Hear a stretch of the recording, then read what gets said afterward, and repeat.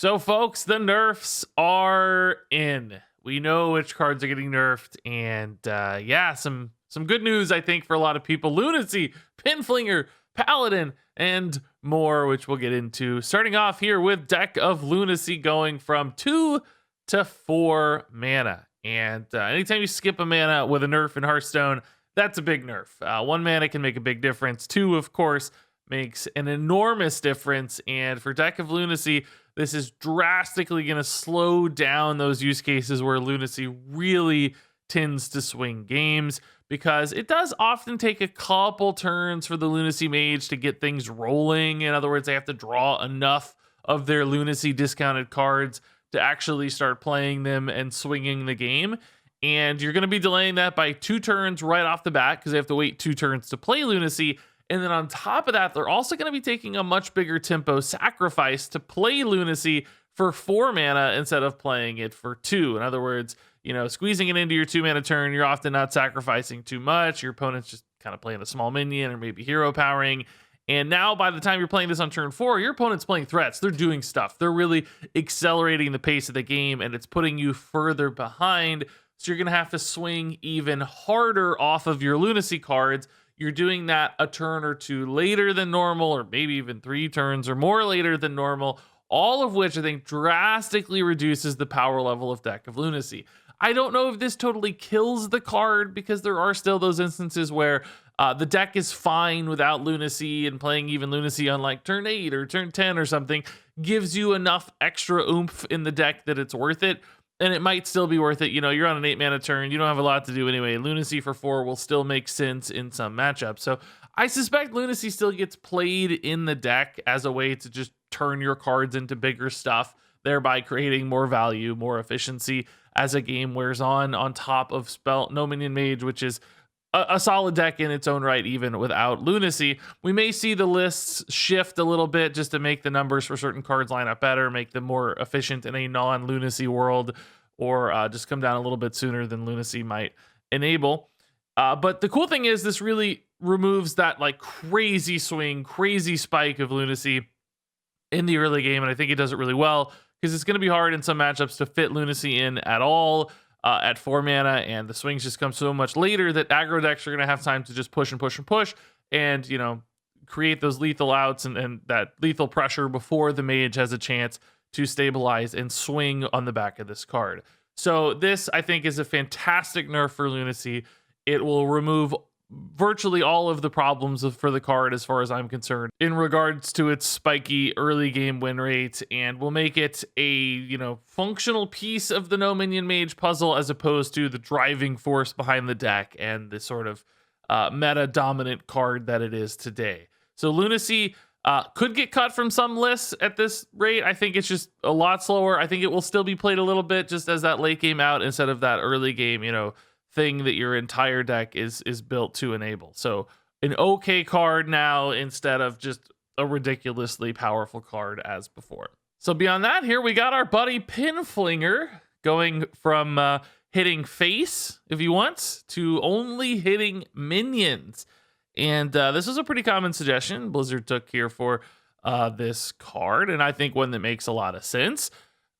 Basically now Flinger is going to be limited in its utility to end games. It will still be a card that can help you fill your mana, help you keep a board in check, but it's not going to be able to go face. And I played Secret Libram Paladin to Legend this month super early, and of course Flinger is a big part of that. And I have to say, it felt like Flinger won me a handful of games, just getting that kind of like last 5 to 10 damage over the last turn or 2 of the game, going face over the top of my opponent's stuff. I was kind of stabilizing behind Librams of Hope and then just flinging face with all my Librams of Wisdom, right? And if I don't have the ability to fling face with this card, I think it loses a lot of its utility in Secret Libram Paladin as that finishing piece. The same could be said for Rogue as well. Rogue, of course, cares a ton about chip face damage. This becomes more of a board control tool, and as a board control tool, I definitely don't think it's quite as efficient. This also removes an aspect of Flinger where if you're ahead on board, if you're already winning the game from a tempo standpoint, there's nothing for you to really do with Pinflinger. It's only good if you can hit your opponent's minions at this stage. So it's not going to be as readily available to fill in mana when you're ahead and trying to just slot these into turns, around your spells, chipping face for that few extra points of damage. Pinflinger will sometimes lose any utility at all because you don't want to cast it to hit your own minions. Thereby, you're losing this kind of mana value that it provides by filling in your turns. So I think it goes pretty weak here in some regards because it just doesn't have that reach potential, and it doesn't have the mana fill potential, which are really, in my mind, two of the most valuable assets for Pinflinger. Now, for Rogue in particular, they do retain a little utility off of Pinflinger, using the battle cries to activate field contact for card draw. So maybe Pinflinger still makes sense in Rogue. They also just sometimes do need to react to their opponent's stuff. They play a little bit more from behind sometimes, and then swing boards as opposed to just like playing minions out from turns 1 through 3. So I think Pinflinger still has an angle maybe in Rogue. That said, Rogue has like plenty of ways to draw cards, and if Pinflinger's not getting there and not being utilized enough because there's just not enough targets to hit, then of course Pinflinger could even be cut from Rogue as well. Now, I don't think Pinflinger is a totally dead card.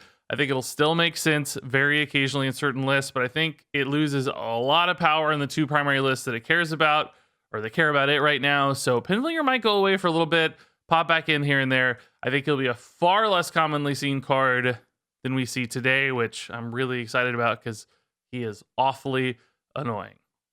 Moving on here to Sword of the Fallen, going from 3 durability to 2 durability. And the secret package right now in Hearthstone is really, really good for Paladin. It's not only enabling kind of a secret-y deck, but also very good as the early game option in any other build of Paladin, particularly Libram Paladins. Fuse in the secret package to give them a ton of early game options, and that's all driven by Sword of the Fallen, generating a lot of tempo, pulling secrets out of your deck. That's not only putting multiple cards into play for a single card, it's also thinning your deck so that you have better draws in your deck while still being able to run low-cost, high-tempo stuff like secrets. And Sword of the Fallen in particular, at 3 durability, often has the ability to pull multiples of the same secret into play. So, you play it on 2, you attack immediately, you get an Oh My Yogg. Your opponent triggers that Oh My Yogg. You can pull another Oh My Yogg pretty easily over the next 2 turns and really create some disruption for spell-based decks, or if you're caring more about minions, the same could be said for Avenge, Galloping Savior, etc. When you've only got 2 durability here on the Sword of the Fallen, though, you're drastically reducing the odds of getting those repeat secrets, right? So particularly just because you're probably attacking with this on 2 immediately to reap some tempo benefit or just get a setup, and then on 3, you want to make sure you have a secret for your Northwatch commander as well. By the time you've done that, you're already out of durability for Sword of the Fallen, and you're moving on to the next thing, and that's leaving 1 additional secret in your deck, first off, which is likely a bad draw.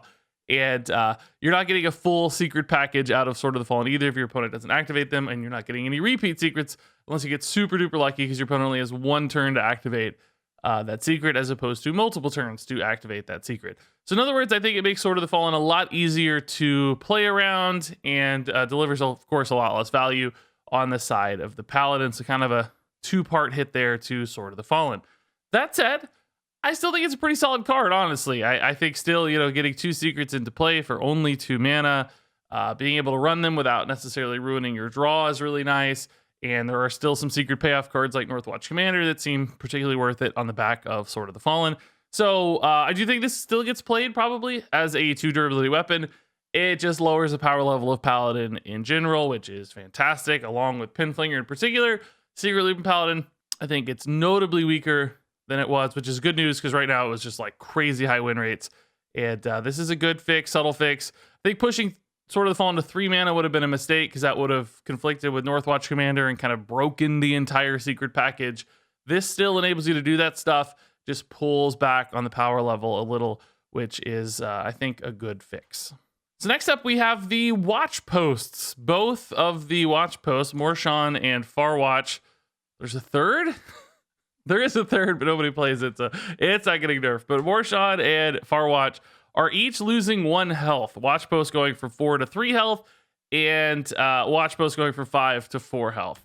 So big changes here, of course, losing basically 25 or 20% of their health pool, which is going to make them notably easier to kill at their respective mana costs, particularly Far Watch Post at 3 health coming down in the early game. 3 health is so much easier to deal with than 4 health. You'll notice that all the time with cards like Efficient Octobot, that 4 health sometimes is a real big pickle because a lot of things are at 3 then. You have all the like 2 mana deal 3 damage spells, like the Soul Shears of the world or the old Frostbolts of the world, and a lot of minions at that mana cost also have 3 attack. There are some 3/2/1 drops like Flame Imp out there, but also mostly 2 drops often have 3 attack as well. So 3 health here for the Far Watch Post makes it much easier to just trade into. It's not eating multiple resources or bodies like it would in the past. So if you're threatened by the Far Watch Post, which I think people still are often a little too threatened by these sometimes, they go crazy to remove them instead of just waiting for the right moment in the efficient moment. But that's a whole nother story. But it's so much easier to deal with now. You can just tidy it up with probably 1 resource as opposed to 2, which of course makes it far less valuable for your opponent to run this. They're not going 2 for 1. They're not disrupting nearly as often or nearly as long as they used to. Now, for the Morshan Watch Post, I think the 4 health here is still a little awkward at 3 mana, but still way more readily dealt with than 5, particularly for minion-based decks that care about it. You know, they might have a couple 2 drops on board. They can just trade into this thing easily and clean it up. Maybe even just like 1 weapon swing in the mid-game, you know, running a 4 attack weapon or something to tidy up the Morshan Watch Post and then start redeveloping with minions again. Various spells hit breakpoints here as well. So all in all, a big change to both Watch Posts. I think, frankly, this could kill the Watch Posts. I already thought they were trending down a little bit, seeing less and less relevancy. Maybe that's just because the meta was playing around them. It's hard to say like what's adaptability versus just power level. I actually think particularly Far Watch Post now is just so easily dealt with for so many decks. I don't know if this can get there. And Morshan Watch Post, I don't think it'll be worth running in many cases because the meta just too easily adapts around it. And then the few times it does work, it dies easier. So I'm worried neither of these will get played just with that 1 health tweak, because the whole point is they stick on board. They're hard to deal with. They're awkward to deal with. When you remove that awkwardness, they're not hard to deal with anymore. They're not really worth it as much anymore either. So I'm worried that they won't get there at these new health totals. That said, I didn't think they'd be very good beforehand either. I think I'm just not a Watch Post lover. I'm a Watch Post hater. So I don't know. What do you guys think on these? You think they'll still be relevant at these lower health totals, or are they just a little bit too easy to tidy up? And then finally here we have Jandice moving to 6 mana from 5 mana. She's staying unchanged. Otherwise, still summoning 5 drops. Right now, the 5-drop pool is so insane and so good. I think Jandice at 6 mana remains a pretty solid card. I think Rogue is okay to run Jandice at 6. Still pretty good off Shadow Step as well, if that's what you're looking to do. It's still that just like mid-game crazy board builder.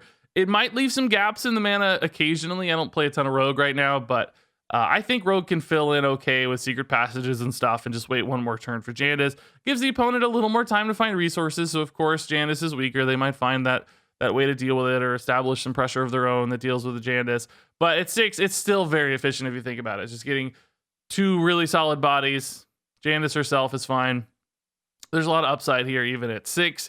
And I will say, though, moving forward, if we get some weaker 5 drops, if the 5-drop pool comes down a little bit in future expansions, Jandice might come down too. Like, you know, I think she's just barely getting there at 6 right now. I mean, still good, right? But it's getting close, right? And it's really just because the 5-drop pool is so strong right now. If the 5-drop pool gets weaker, she might not be worth it at 6 before too long, right? Or if the meta just gets a little bit faster and goes under Jandice, there are a couple things that could check Jandice's power level. So she might have a shorter lease on life at the moment, just while she's wrecking and rocking that crazy the 5-drop pool. So good for now, I think.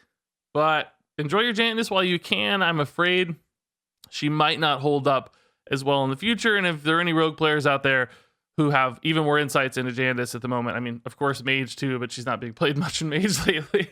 But any Rogue players with some great insights on Jandice. We haven't played a ton of Rogue in this expansion, so please feel free to share your thoughts on Jandice to complement my own. That said, that wraps it up for our nerfs, everybody. Those were the 6 nerfed cards. I actually like these nerfs a lot. I didn't really think Watch Post needed nerfed, but I don't care either if they are. I think it's fine. They are sometimes disruptive and annoying cards, so if we reduce the annoyance level a little, that's fine. Jandice was really powerful, so that makes sense to me. Sword of the Fallen was nuts, that makes sense. Flinger was awful to play against, so I like that. And of course, Knight of Lunacy made a ton of sense. I'm glad we went to 4 here and not just 3 mana. So all that said, though, what are your thoughts on these nerfs? Were they needed? Were they unneeded? Were they necessary? Were they good? Were they bad? Were they stupid? I want to hear it all, right or wrong. Let me know in the comments below. Stay tuned for us playing in this new Hearthstone meta soon. Thanks much for watching, and until next time, game on.